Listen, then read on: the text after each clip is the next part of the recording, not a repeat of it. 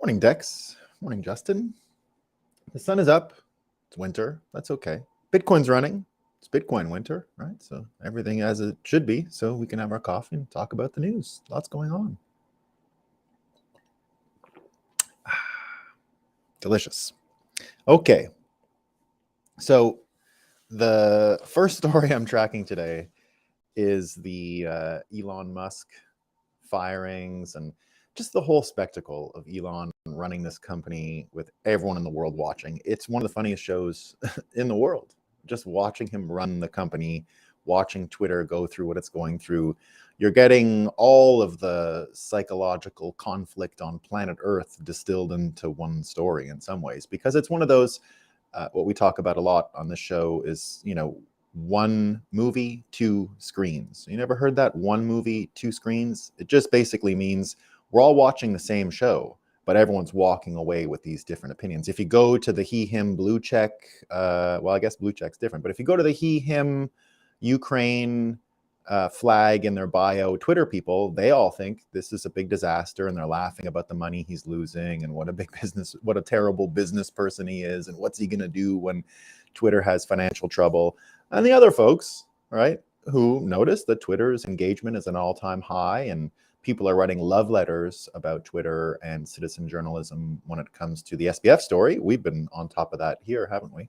But the best part is when you contrast that media and perception and everything continues to be the Ligma and Johnson story. So Ligma and Johnson, which we covered on this show, were pranksters that showed up outside of Elon Musk's office, or sorry, Twitter's office, the first day of the firings when Elon bought it. And the mainstream media bought the lie, right, of these two folks, Ligma and Johnson. And it was one of the greatest pranks in the history of the world. Everybody sort of has followed it. And they even had the tell at the end, right? The tell is where it's so absurd that we on the audience know that it's crazy, but the mainstream media isn't able to perceive through it. And that was when Johnson said at the end of his interview, "Oh, how am I going to make it? How am I going to make a living from my wife and her boyfriend?" It's so hard, right? So the funny thing is, the mainstream media, this is the very mainstream media that's saying they have to be the protectors of what's real and what's not. It took them 3 days to figure out it was a prank, which was obvious to everyone within minutes, hours of the prank actually going through. It became clear that it was a prank, and it took them 3 days. 3 whole days to figure it out. Well, Elon had them in the office yesterday and kept the prank going, and he was going on about how he made such a mistake in firing them and he's so glad they're back. And of course, you still have, and I checked their bios, right? Because if you go into the thread, and you see when Elon started, glad to have them in the office, he took a photo with them and all this stuff, you have people still saying, well, you should learn how to run your people better. You shouldn't still thinking it's literal. Of course, if you go into their bios, there's a Ukraine flag there. Their pronouns are there, right? It's all a cliche. But it's the funniest thing I've ever seen. You can even add this story to it. This is sort of a corollary to the Ligma Johnson story. And I put it in here because I think it's hilarious, right? So 2 days ago, there was a fella named Eric Fraunhofer. And Eric Fraunhofer is a developer. I guess he was working for Twitter. And Elon tweeted out, by the way, I'd like to apologize for Twitter being super slow in many countries. App is doing over 1,000 poorly batched RPCs just to render a home timeline. And so Eric Fraunhofer responds to him and says, I have spent 6 years working on Twitter for Android and can say this is wrong, right? So he corrects Elon in the tweet. What does Elon say, right away? Please correct me. What is the right number, right? So right away he puts this guy on the spot. Like, what is the right number, right? And of course the guy doesn't have an answer. So it's kind of one of these rhetorical questions, right? But how funny is that? And then his answer right after is, Twitter is super slow on Android. What have you done to fix it? And then the guy's fired, right? Within a little bit, he's fired. Morning, CK. Morning, Shane. Shane says 6 inches here. Wow, not that much here. Hopefully my kids will be able to slide today. If anyone missed it, the opening showed all the beautiful snow falling. So it's a beautiful snowy day here, right? So we're going to be talking about narrative bias today and a few things, but we do want to take a bit of an assessment, a roll call on some of the things that we've predicted on the show. It's always important to check in on our predictions. So this was one of the first shows that told you that everything SBF and FTX related, crash and all that, was actually going to be a great thing for Bitcoin, right? So I've been saying that since it happened a week ago, right? It's been within the conversation. I've mentioned, I did the whole show yesterday on contrast, right? How the contrast between crypto and Bitcoin has never been more clear in the wake of the crash of FTX. But now we have some proof. Right, we have some proof and other people joining in on this assessment. So Bitcoin Archive remarks today that Bitcoin hardware wallet sales have surged 300% since FTX collapse. New hodlers are made in bear markets. So that's what Bitcoin Archive is saying today. Tur Demeester, who we're going to be talking more about in this show, also weighed in on this same line. And Tur said, years from now, the 2022 crypto panic may be remembered as one of the best things to ever happen to Bitcoin. Quote, huge catalyst for maximalism, as well as tipping point for broad adoption of low trust custody and proof of keys. So that's what we've been saying here, right? That the contrast would actually lead to some perceived difference between Bitcoin and crypto, which we were not benefiting from before. We were always tossed into the same bag and you had to correct people, and you still have to correct them, right? But it's starting to become more reflexive and people are starting to see it themselves. And there's a big advantage in that. And I'm going to explain why today. So today's lesson is going to be all about narrative bias. We talk a lot about biases in this show. We're going to apply this narrative bias for a little bit. Now, what I'm going to do is take a bit of info from a book called The Psychology of Money by Morgan Housel. Morgan Housel wrote this in 2020. And it's now become a major, major bestseller. All kinds of people are getting into it. And it's one of those books that's got a slow burn as far as sales go. It wasn't really well known when it started, but now we're in the millions of books being sold. And I think it's just going to keep running, right? I think this book is a really important book. And it does something that I try and do on the show, which is, you know, we're talking about numbers, right? We're always talking about numbers. It's a Bitcoin show. We're talking about numbers. Money involves numbers, obviously, right? But we're not talking about math, right? This isn't a show about math. It isn't a show about logic. None of those things, right? It's a show about psychology.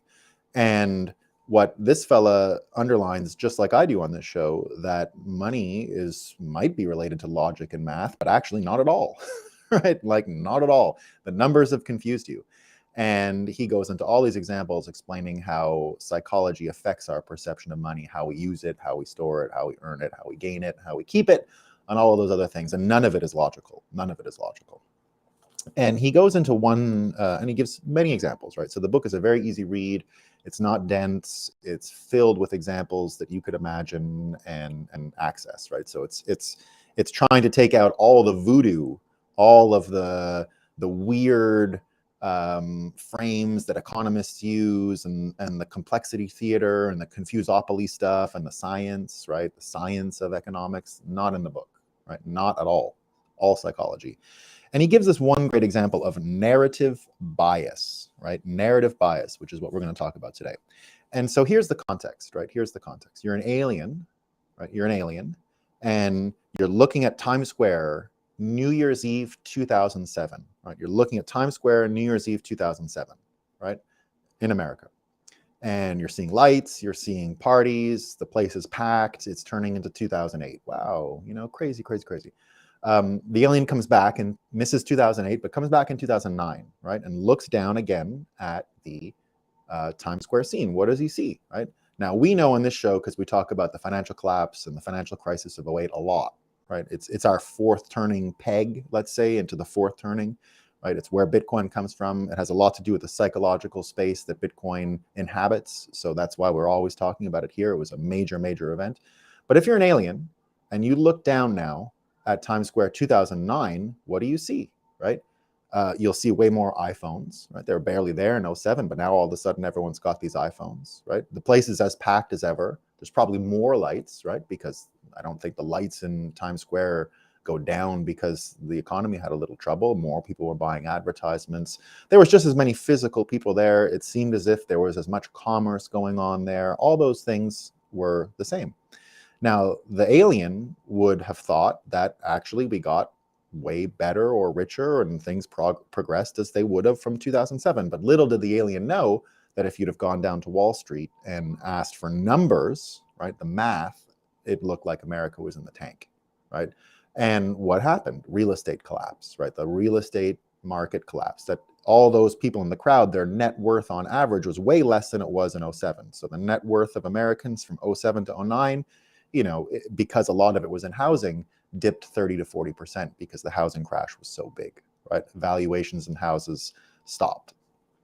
Why did that happen, right? Now, there's math behind it, of course, there's math behind it, but what this writer says is people decided for that to happen in the sense that everyone agreed that the housing market was too hot, that all the other disturbances in the market would be reflected in the price of houses, and therefore this sort of run on the US housing started. Now, forget the actual mathematical fundamentals for a second, right? What Morgan Housel said were the two biggest contributors to this narrative bias for people completing the cognitive circle of decline, right? They use two mechanisms, and they are the following. The more you want something to be true, the more likely you are to believe a story that overestimates the odds of it being true. So that's kind of the on the nose thing, right? When you want to believe it because it fits all of your frameworks and it anticipates your predictions and all that, you're much more likely to believe it, right? So there's a lot of people anticipating that the subprime system of lending couldn't go on for longer, and at a certain point it would collapse. That became real, right?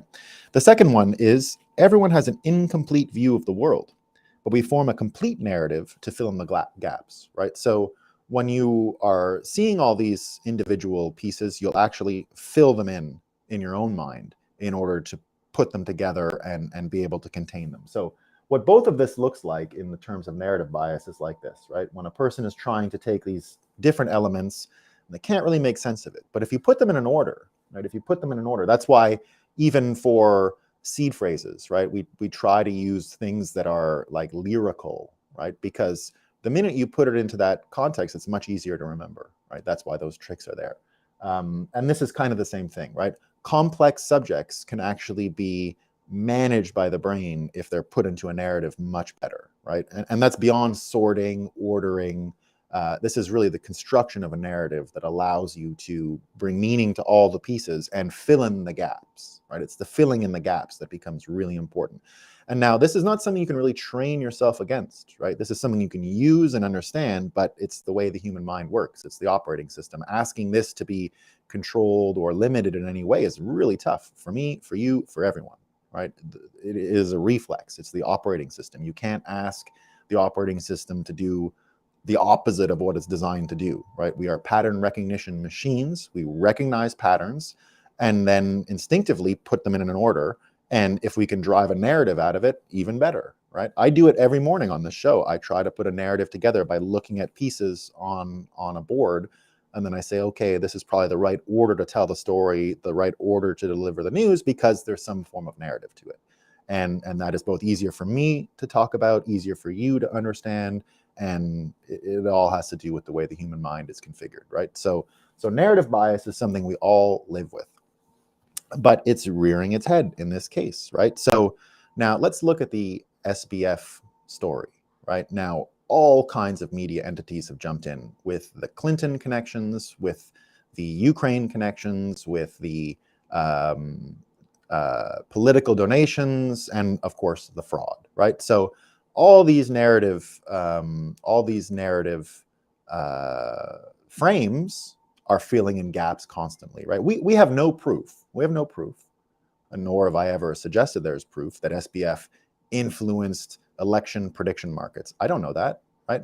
But my narrative bias says, well, the number one most referenced data point after the 2020 elections in order to complete narrative closure on what happened was the non-sentimental Wall Street people decided that Biden was likely to win, and that was cited as proof, right? Proof from neutral parties traitors, right? Not sentimentally involved with either party was the narrative, right? It wasn't true because we know SBF controlled the market, so, and was also a major donor, but it's your narrative bias that will help you fill in the gaps and start to say, well, maybe SBF was funding, and maybe SBF put his finger on and traded inside the book in order to give the perception. No, it could be like that would fit a narrative bias, but I have no proof of that at all, right? None.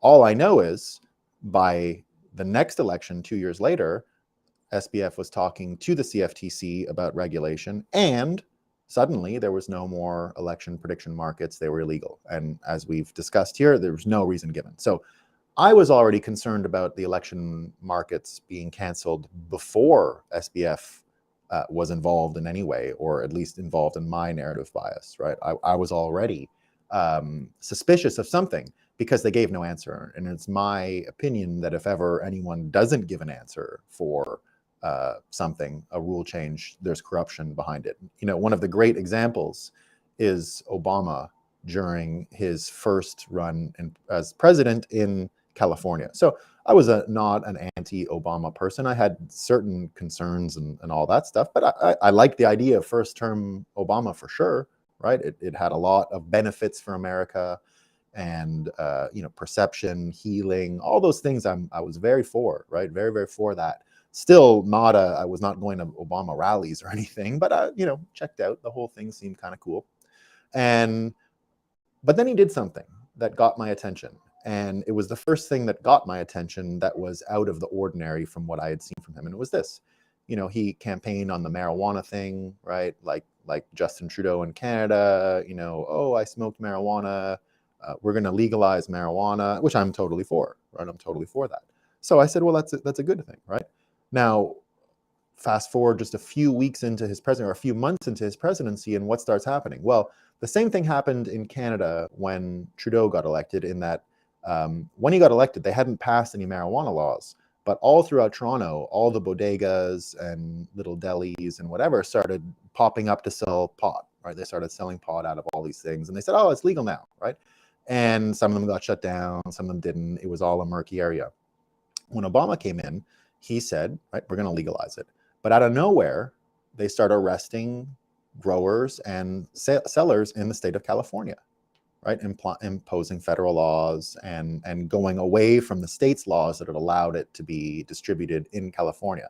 Now, fine, right? I understand Obama and politicians can go back on promises. I'm not a child, right? I'm not sitting there saying that's not fair, right? Oh my goodness, that's not fair.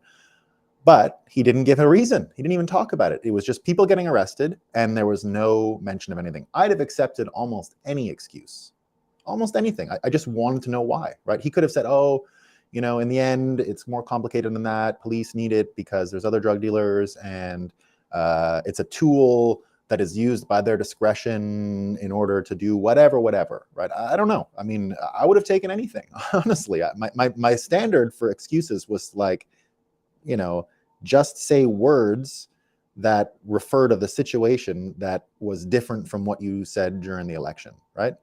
And normally, if it was for something else, I really wouldn't care, but people were going to jail. Like, he was arresting people, right? So it's a major problem. It's a major problem, right? And in the end, because he never spoke about it, it's corruption. I mean, it can be no other reason. It can be no other reason. When you don't speak about these things, you must assume corruption. There's no reason to look for proof after, right? The only reason why they wouldn't say it is corruption. That's it, right? And when I saw the CFTC cancel election prediction markets, I said, no excuse, something's up here. There's something up, right? Now, my narrative bias with what's happening with SBF closes in, and once again, I have no proof, none at all, right? But fill in the blanks. Right? That's the way the brain works, and we get this result. So it's happening right now with SBF, with Clintons, with all that stuff. We have no proof, right? But that's doesn't mean it's not true. I'm not arguing that SBF, Clintons, Ukraine, money laundering is false, right? I'm saying that people are using narrative bias and they're pushing it. That's all I'm saying, right? People are using narrative bias, they're filling in blanks, and now SBF is dealing with all of this which, I'm not here to give him any sympathy, as our friend Vitalik did, right? As our friend Vitalik did. So Vitalik comes out with a multi-tweet defense on all kinds of levels of SBF yesterday and the day before. Turdemeester cataloged it all, and I'll start reading a bit of it to you. So Vitalik's response to the FTX Ponzi collapse so far. This is all from Tur. He retweets SBF's "I'm sorry" tweets, right? Says SBF deserves love, right? Sure, okay. Defends effective altruism movement, fine. Advocates to not dismiss good things about SBF's philosophy, and in that one he used this Hitler analogy, right? We love Hitler analogies; they're amazing. So he said, what if we all quit vegetarianism in 1945, right? Because Hitler's a vegetarian. And that would be bad, he says, right? That would be bad. Yeah, maybe he's right, right? So, and, even on that, like, even on the vegetarian issue, I'll even, just show you where I'm coming from. I'm almost a carnivore. I mean, I eat bread, and I'm not a strict carnivore, but I mean, it's a steak or two a day, and lots of protein and all that stuff, right? But ultimately, in the future, I'm not talking about soy meat and all this potion concoction shit they sell you, right? But if they can synthesize meat, I'd prefer it. Like, I prefer actually synthesized at the atomic level meat, right? I don't want to kill animals, right? I live in Vermont because I know that the cows and meat that I eat here is well treated. Like, I'm really against industrial farming, right? I think ultimately one of the big things Bitcoiners are going to bring to the world by smashing economic models is to get rid of the grocery store cartel, which is one of the worst influences in America. I mean, this is one of the most corrupt institutions in the country by far, right? The industrial agriculture crossing over with the grocery stores is pure corruption, right? It's pure corruption. And I buy right off. When you look down here, I buy all my food off these farmers you see in these valleys and hills here. I see my cows walking along, and I see all that stuff. I get the milk from there. I get everything, right?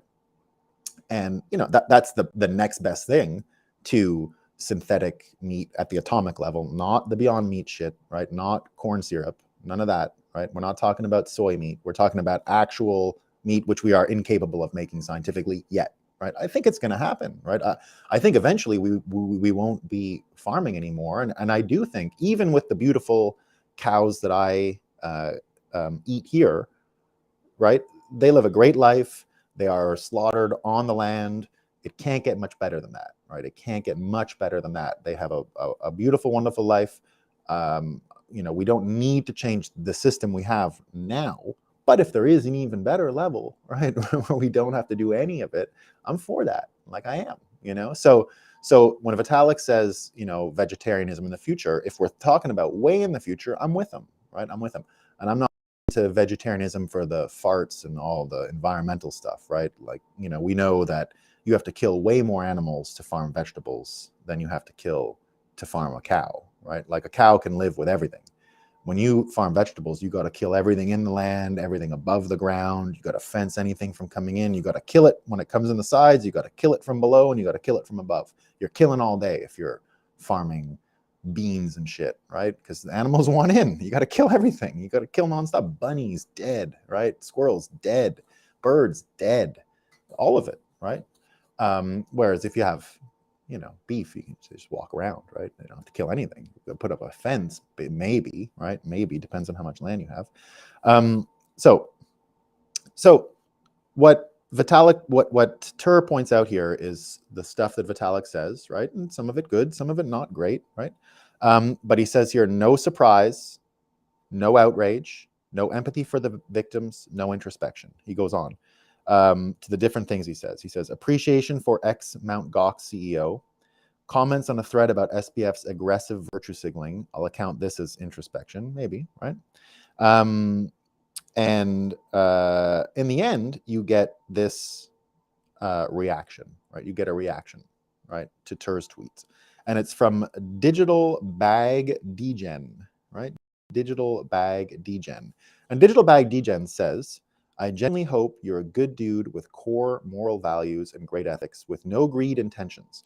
I haven't heard you say anything about the recent events of what's been happening in crypto. Should I be worried about my favorite blockchain? Tell me, right? So right away, people are saying, "Ooh, Vitalik, like, why are you talking like this, right? Why are you saying all these things?" So I'm not going to mind read Vitalik, right? I'm not going to mind read him. What I will say is, from having met him, from meeting his family and known him for years now, what I will say is he's super gentle. And when I mean super gentle, I mean almost like a child, right? Almost like a child.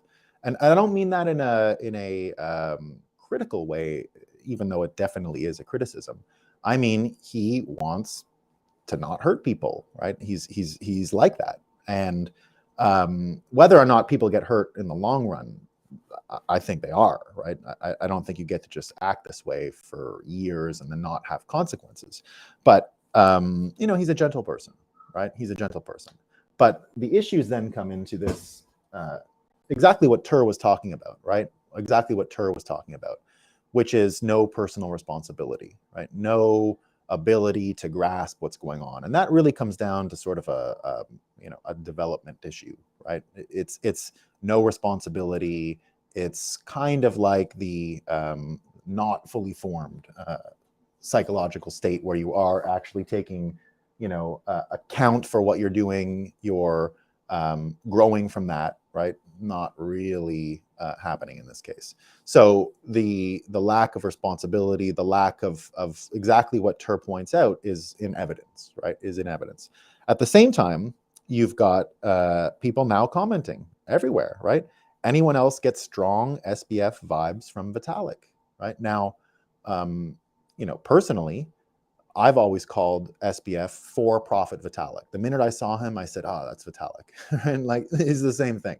I'm just gonna think of him as Vitalik, but like more aggressive on making money and less aggressive on the computer engineering part, right? But they were mentally the same person to me. And I think a lot of people have filled in the blanks between SBF and Vitalik over the years. They speak very similarly, right? It's the confusopoly again, right? When you ask a simple question, you're going to get the most complicated answer you've ever heard in your life, right? So the similarities run pretty deep. They have very similar speech patterns, very similar inflections, very similar. People say autism. I don't want to say it's autism.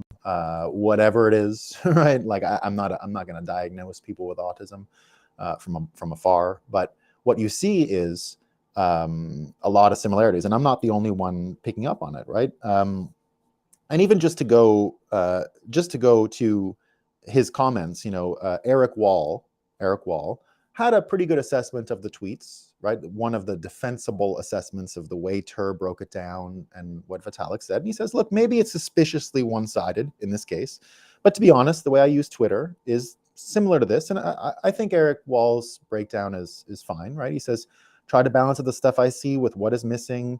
Writing your own feelings of outrage slash whatever is sometimes superfluous if all you see in your Twitter timeline is outrage, right? So what he's basically saying is the outrage stuff got checked, right? Everyone had done that. Vitalik's streaming through. He's literally using Twitter to fill in the blanks, right? No one has said this, so I'm going to take the opportunity to say these things. Very believable, right? Very believable. So what Eric said here fits, right? It fits.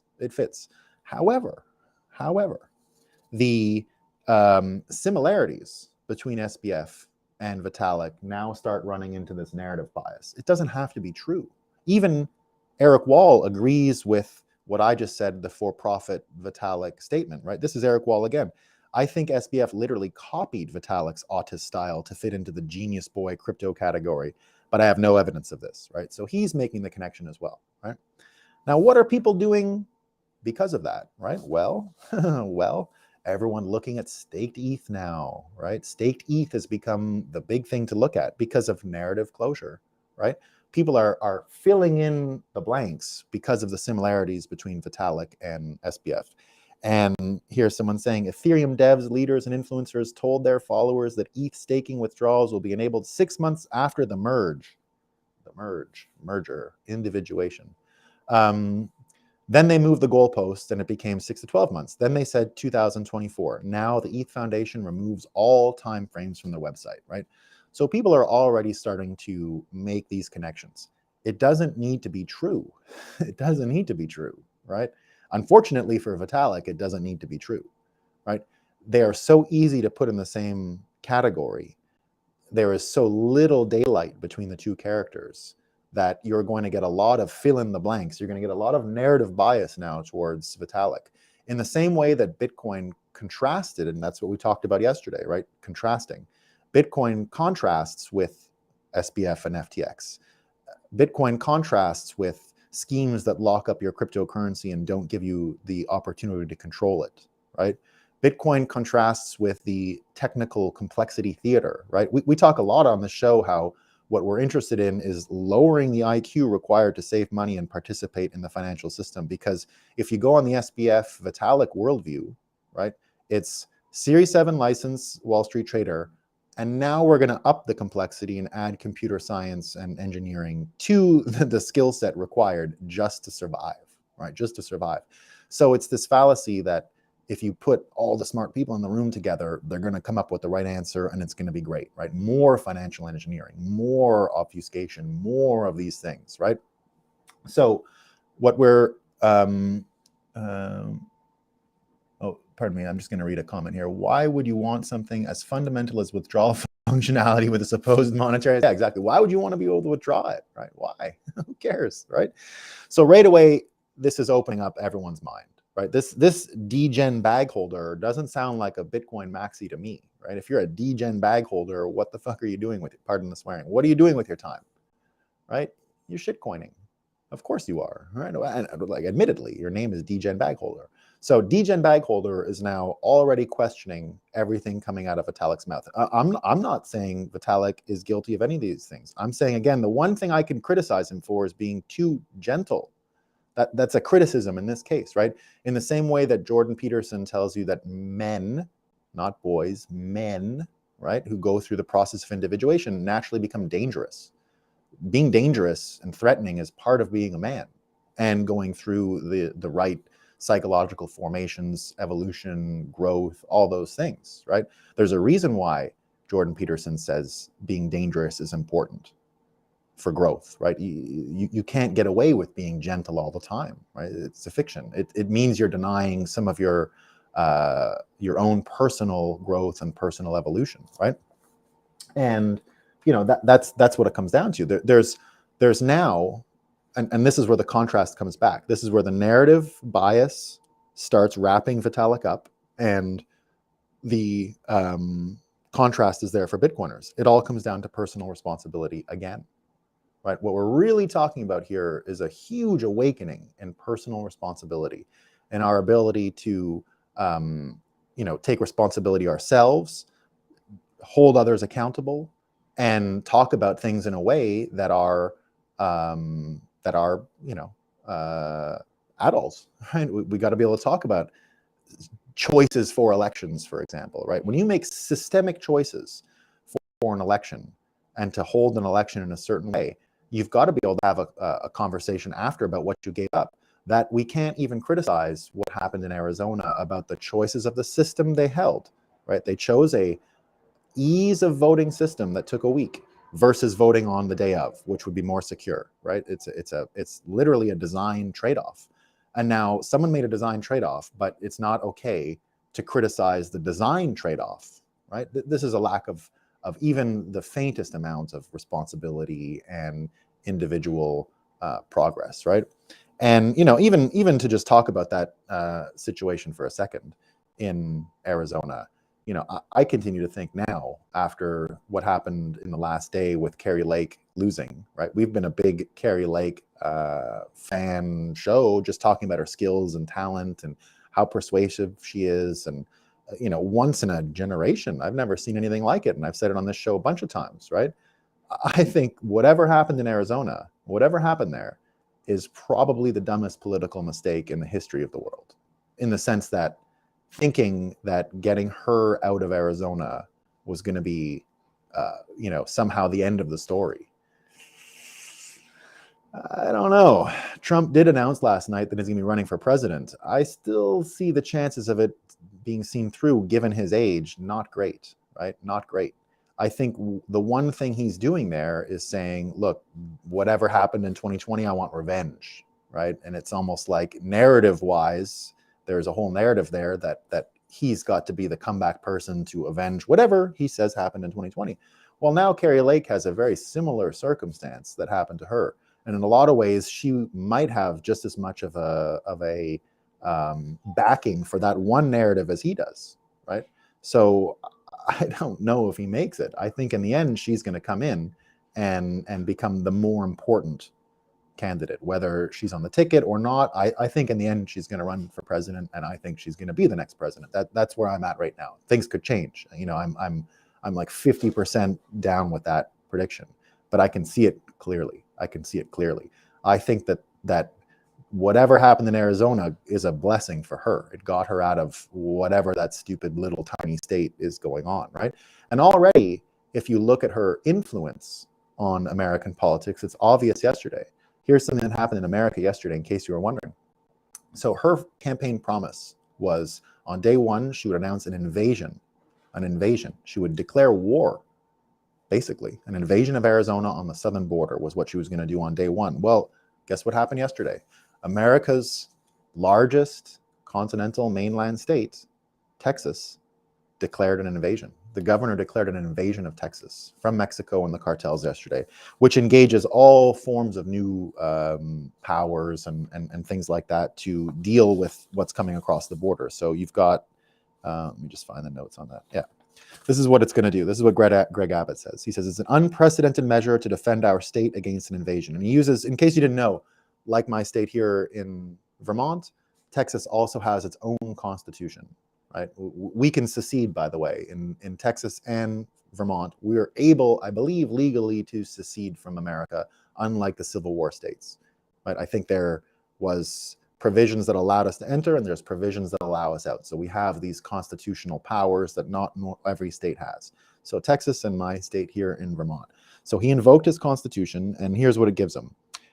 Deploy the National Guard to safeguard the border, deploy the Texas Department of Public Safety, build a border wall, deploy gun boots to secure the border, designate Mexican drug cartels as foreign terrorist organizations. And that's the most important part. So whenever you hear Republicans, I believe this, whenever you hear Republicans equating the fentanyl problem with border security, they've lost their mind. It's the stupidest thing. Immigration has nothing to do with the fentanyl problem. The fentanyl problem is done by the cartels. And the only way out is to declare war on them directly. And Abbott just did it here, right? So already Kari Lake, a losing candidate, who took a bold policy prediction that would have sounded insane. Like if I would have told you, I think the next presidential election will be run on whether or not the United States declares war on Mexico and invades and occupies Mexico, you'd have said, I'm insane, right? Well, Kari Lake has started to push the ball that way, and it looks like it can go that way at this point, right? It looks like it can go that way at this point. Not interested in war, interested in getting rid of the fentanyl, for sure, right? For sure. So we can see this stuff start to work itself out, and people are going to be talking about it more and more.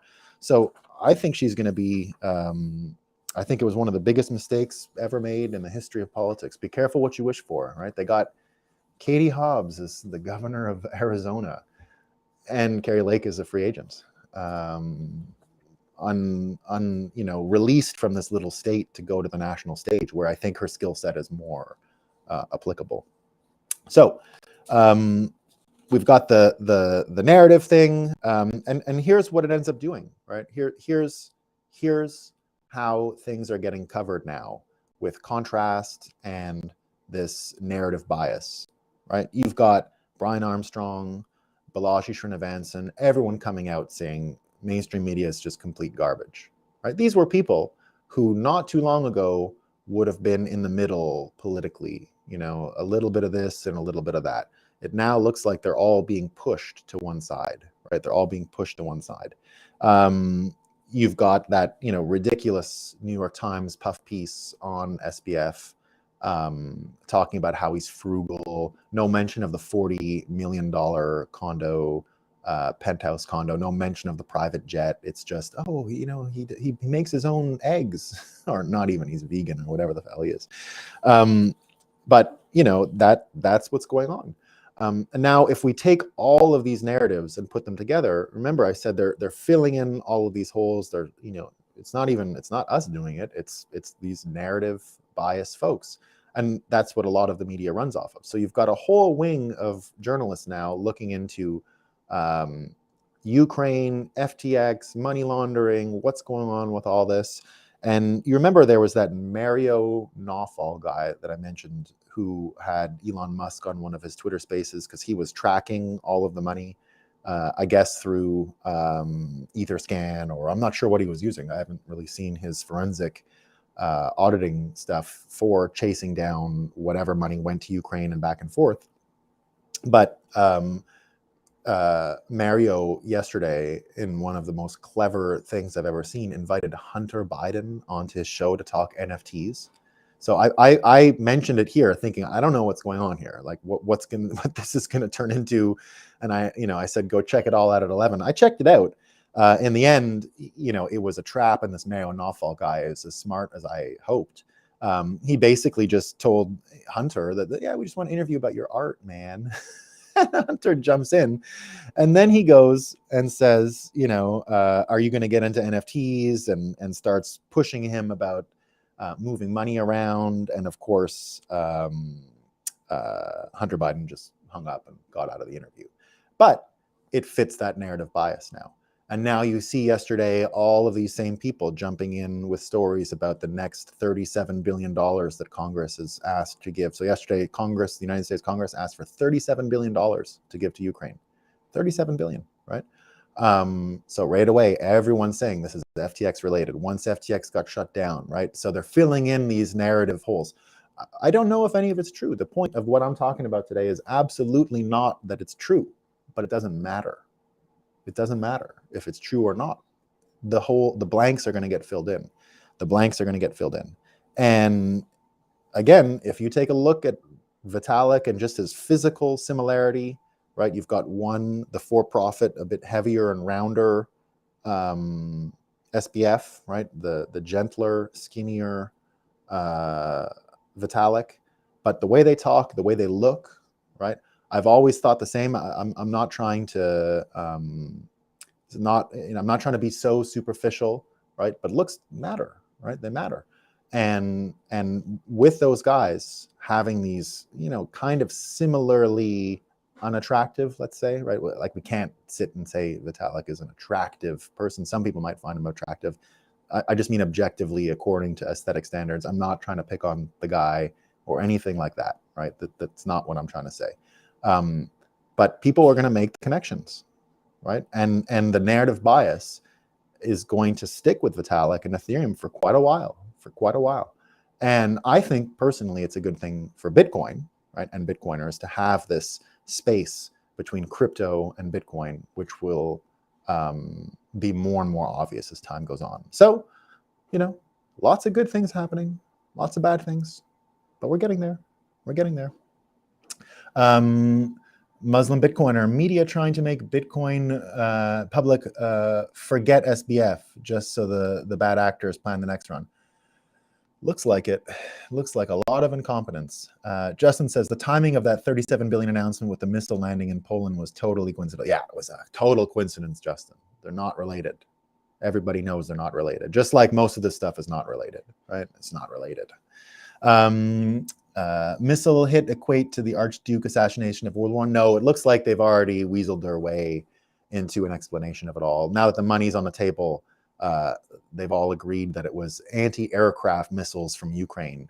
So it was Ukrainian fallout onto Poland. So no guilty parties here. So they're already out of it. No, I mean, look, the main difference between World War I and World War II is I don't think any Americans are signing up to go over to any of these wars. I mean, the small little volunteers. But when push comes to shove, we're not going anywhere. I don't think we're going anywhere. I don't think we're participating more than this money thing, right? Now, that could change, right? We saw Pearl Harbor changed everyone's attitude. America was as reluctant to go to World War II America was reluctant to go to World War I, right? But with the internet, with our ability to communicate, with Bitcoin, in the end, with Bitcoin, right? We're understanding incentives a lot better, and it's an awareness thing, right? Bitcoiners are going through a process of individuation, and it's a psychological evolution, and that's where the responsibility comes from. That's what Tur was talking about, right? This personal responsibility piece. And look, we're going through a very difficult process of psychological maturation, while everyone else is stuck in who trying to make narratives out of nonsense, right? We're not there. The main lessons of STX and Vitalik, forget the corruption, forget all of that stuff. It helps us understand self-custody, banking for ourselves, getting rid of third parties in media and in finance, right? That's our big lesson here, and it's obvious now. So that's the good news, right? We're doing great. We're doing great. We're doing great, everyone. We're almost there. All right, team. Peace. That's all the news I got for today. Let me see if I missed anything. Oh yeah, here, one more. This is from Bruce Fenton.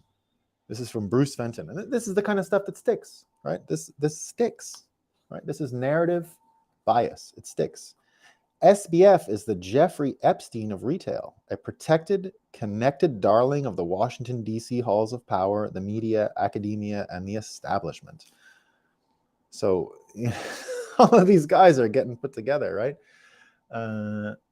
Dex says, exactly, I don't see America involved in any future war other than supplying it. Yeah. I don't think there really is such a thing anymore anyway as like a hot war. Did you see these little drones, those little Hornet buggers they got yeah, I'm individuating on the spot. Yeah, you got to. It's the Jungian way, man. Hyper Bitcoinization says, hey, you see these little Hornet drones? Man, are they cool. Like video game guys are going to win the wars now. They're like this big. I don't know what kind of payload and stuff they have in them, but I wouldn't want to fight one of those things. Like, I think I'm going to have to build a drone strategy in my little village here. I'm putting a sniper tower in, though, by the way, guys. It's going to be cool. Can't wait. I'm on a hilltop here, so I can see them coming from every direction. It's going to be great. Snow is coming. I'll give you one more little look at the snow, and then I'm out of here. Peace. It keeps falling. It keeps falling. All right, guys.